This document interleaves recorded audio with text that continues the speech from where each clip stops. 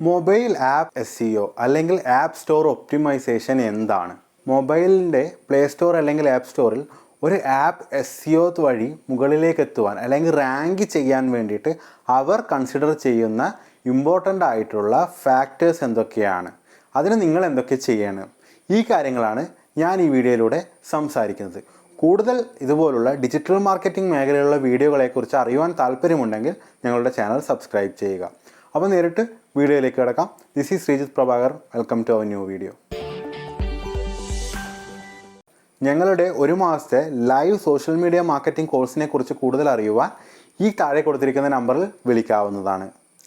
നമ്മൾ ഒരു app play സ്റ്റോറിലോ app സ്റ്റോറിലോ upload ചെയ്യുമ്പോൾ നമ്മളുടെ ടാർഗറ്റ് എന്ന് പറയുന്നത് കൂടുതൽ പേര് ഈ ആപ്പ് ഉപയോഗിച്ചു, കൂടുതൽ ട്രാഫിക് നമ്മുടെ ആപ്പിലേക്ക് വന്നിട്ട്, ഒരു ഗ്രോസറി ആപ്പാണെങ്കിൽ കൂടുതൽ പേര് സാധനം വാങ്ങുകയോ, ഇനി അതല്ലെങ്കിൽ ഒരു ബ്ലോഗ് പോലെയുള്ള ന്യൂസിൻ്റെ ഒരു ആപ്പാണെങ്കിൽ കൂടുതൽ പേര് വിസിറ്റ് ചെയ്ത് ആഡ്സെൻസിലൂടെയോ മറ്റോ നമുക്ക് പരസ്യത്തിലൂടെയോ വരുമാനം നേടും. ഇങ്ങനെ പല ആവശ്യങ്ങൾക്കായിട്ടാണ് നമ്മൾ ആപ്പ് ബിൽഡ് ചെയ്യുന്നത്. എന്നാൽ ഈ ട്രാഫിക് വരുവാനും കൂടുതൽ പേര് സർവീസ് ഉപയോഗിക്കുവാനൊക്കെ വേണ്ടിയിട്ട് ആദ്യം സംഭവിക്കേണ്ട ഒരു കാര്യമുണ്ട്, ആപ്പ് ഡൗൺലോഡ്. അതെ, ഡൗൺലോഡ് ചെയ്യുന്നത് കൂടിയാൽ മാത്രമേ ഒരു ആപ്പിന് നിലനിൽക്കാൻ സാധിക്കുകയുള്ളൂ, അല്ലെങ്കിൽ അതിലുള്ള ട്രാഫിക്ക് കൂടുകയുള്ളൂ. അപ്പോൾ ഈ ആപ്പ് ഡൗൺലോഡിങ് കൂട്ടുവാൻ വേണ്ടിയിട്ട് കൊണ്ടുവന്ന ഒരു മാനുവൽ വഴിയാണ് ആപ്പ് സ്റ്റോർ ഒപ്റ്റിമൈസേഷൻ അല്ലെങ്കിൽ മൊബൈൽ ആപ്പ് SEO. ഈ മൊബൈൽ ആപ്പ് SEO കൊണ്ട് എളുപ്പത്തിൽ എന്താണെന്ന് പറഞ്ഞാൽ, നമ്മുടെ ഒരു കാറ്റഗറിയിൽ, ഉദാഹരണത്തിന് നിങ്ങളൊരു ഗ്രോസറി ഡെലിവറി ചെയ്യുന്ന ഒരു ആപ്പാണ് നിങ്ങളുടെ എങ്കിൽ, ഇതേ കാറ്റഗറിയിൽ കോമ്പറ്റീറ്റർ ആയിട്ടുള്ള മറ്റ് ആപ്പുകളെ പിന്നിലാക്കിക്കൊണ്ട് നമ്മുടെ ആപ്പ് ആരെങ്കിലും ഗ്രോസറി ഡെലിവറിയുമായിട്ട് സെർച്ച് ചെയ്യുമ്പോൾ പ്ലേ സ്റ്റോറിലോ ആപ്പ് സ്റ്റോറിലോ റാങ്കായി വരുത്താൻ ഉപയോഗിക്കുന്ന ഈ ടെക്നിക്കിനെയാണ് നമ്മൾ മൊബൈൽ ആപ്പ് SEO എന്ന് പറയുന്നത്. ഇപ്പോൾ പ്ലേ സ്റ്റോറിലും ആപ്പ് സ്റ്റോറിലും നമ്മുടെ ആപ്പ് മറ്റ് കോമ്പറ്റീറ്റേഴ്സ് ആപ്പിനെ ബീറ്റ് ചെയ്തുകൊണ്ട് മുകളിലേക്ക് എത്തണമെന്നുണ്ടെങ്കിൽ നമ്മൾ പ്ലേ സ്റ്റോറിനും ആപ്പ് സ്റ്റോറിലും പ്രധാനമായിട്ട് അവർ കരുതുന്ന ചില ഫാക്ടേഴ്സുകൾ ശരിയാണെന്ന് ഉറപ്പുവരുത്തേണ്ടതുണ്ട്. ആ ഫാക്ടേഴ്സ് എന്തൊക്കെയാണ് എന്ന് നമുക്ക് നോക്കാം. ആദ്യമായിട്ട് ഈ ഗൂഗിൾ പ്ലേ സ്റ്റോറും അതുപോലെ ആപ്പിളിൻ്റെ ആപ്പ് സ്റ്റോറും ഒരു ആപ്പിനെ മുകളിലേക്ക് എത്തുവാൻ വേണ്ടി തീരുമാനിക്കുന്നതിൽ അൽഗോരിതത്തിൽ ചെറിയ വ്യത്യാസമുണ്ട്. ആ വ്യത്യാസം നമുക്ക് ആദ്യം മനസ്സിലാക്കാം. പ്ലേ സ്റ്റോറിൽ നമ്മളൊരു ആപ്പിന് കൊടുക്കുന്ന ടൈറ്റിലും അതുപോലെ ഡിസ്ക്രിപ്ഷനും അവർ കൺസിഡർ ചെയ്തിട്ടാണ്, അതിൽ നമ്മുടെ കീവേഡ്സും കാര്യങ്ങളും ഉണ്ടോ എന്ന് ഉൾപ്പെടുത്തിയിട്ടാണ് അല്ലെങ്കിൽ ചെക്ക് ചെയ്തിട്ടാണ് നമ്മുടെ ആപ്പ് മുകളിലേക്ക് പോകണോ അതോ താഴേലേക്ക് പോകണോ എന്ന് അവർ തീരുമാനിക്കുന്നത്. എന്നാൽ ആപ്പിൾ സ്റ്റോറിൽ അങ്ങനെയല്ല.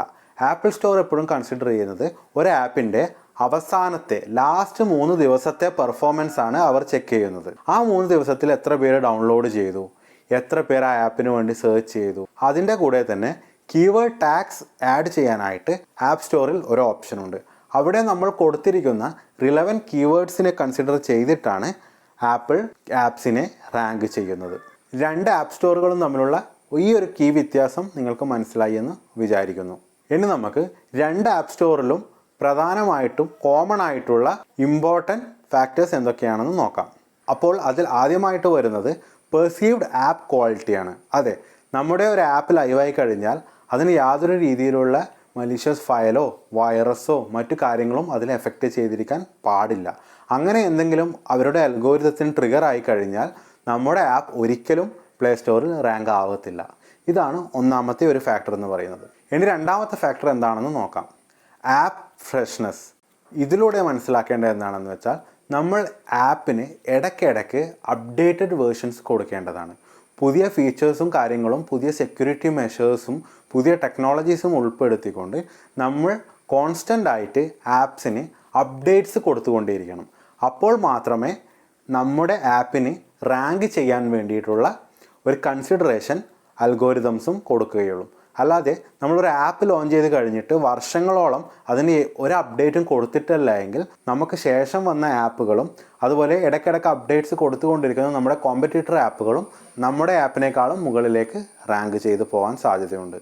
ഇനി നമുക്ക് മൂന്നാമത്തെ ഫാക്ടർ എന്താണെന്ന് നോക്കാം. ബ്രാൻഡ് സ്കെയിലാണ് മൂന്നാമത്തെ ഒരു ഫാക്ടർ. ബ്രാൻഡ് സ്കെയിലിൻ്റെ ഒരു ഉദാഹരണം എന്താണെന്ന് വെച്ചാൽ, നമ്മൾ ഒരു ഫുഡ് ഓർഡർ ചെയ്യാൻ വേണ്ടിയിട്ട് നമ്മളൊരു ആപ്പ് കൺസിഡർ ചെയ്യുമ്പോൾ നമ്മൾ ഭൂരിഭാഗം പേരും ടൈപ്പ് ചെയ്യുന്നത് ഫുഡ് ഡെലിവറി ആപ്പ് എന്നായിരിക്കില്ല. നമ്മൾ അധികവും പ്ലേ സ്റ്റോറിൽ ടൈപ്പ് ചെയ്യുക സൊമാറ്റോ അല്ലെങ്കിൽ സ്വിഗ്ഗി അല്ലെങ്കിൽ നിങ്ങളുടെ നാട്ടിൽ ഏതാണോ പോപ്പുലർ ആയിട്ടുള്ളത് ആ ആപ്പുകളായിരിക്കും. അപ്പോൾ ഒരു ഫുഡ് ഡെലിവറി ആപ്പിന് പകരം നമ്മൾ നേരിട്ട് ഒരു ബ്രാൻഡ് നെയിം നമ്മൾ ടൈപ്പ് ചെയ്യുകയാണ്, സൊമാറ്റോ, സ്വിഗ്ഗി. അപ്പോൾ അവിടെയാണ് ബ്രാൻഡ് സ്കെയിൽ വരുന്നത്, ജനങ്ങൾക്കിടയിൽ പോപ്പുലർ ആയ പേരുകൾ. അപ്പോൾ അങ്ങനെ കൂടുതൽ ഡൗൺലോഡുകൾ നിങ്ങളുടെ ആപ്പിന് ലഭിക്കുമ്പോൾ അതും ഗൂഗിൾ അതുപോലെ ആപ്പിൾ കൺസിഡർ ചെയ്യുന്ന ഒരു റാങ്കിങ് സിഗ്നലാണ്. അവസാനമായിട്ട് ഇവർ കൺസിഡർ ചെയ്യുന്ന ഒരു ഫാക്ടർ എന്താണെന്ന് വെച്ചാൽ യൂസർ വാല്യൂ സിഗ്നൽസ് ആണ്. അതെ, അതായത് റിവ്യൂസ് ആൻഡ് റേറ്റിംഗ്സ്.